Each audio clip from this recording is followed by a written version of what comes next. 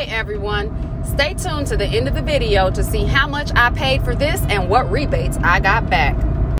Hey everyone, it is Couponing with D and I am back with another video. Today I am running into Publix to see what clearance items I can find that have not been tagged as clearance yet, and I will let you know what I find as soon as I get in there.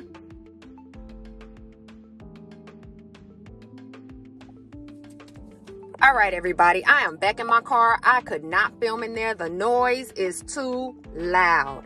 The customers and the music as well.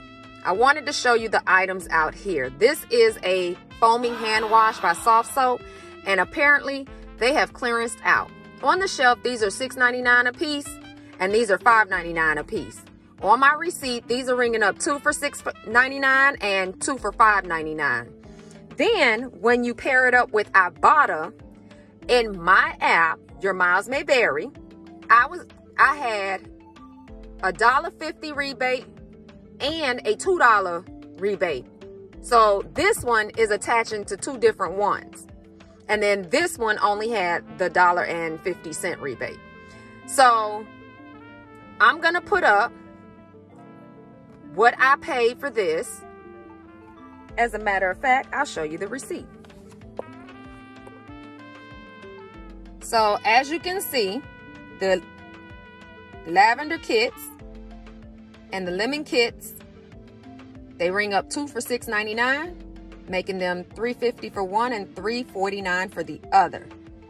And the refill tabs are $5.99 on the shelf. Those are ringing up 2 for $5.99, so it's $3 for one, $2.99 for the other. Of course, check your Publix apps. I had a $2 off $10 purchase, which helped.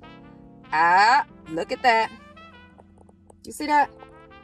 $23.96 is what I paid for all of this.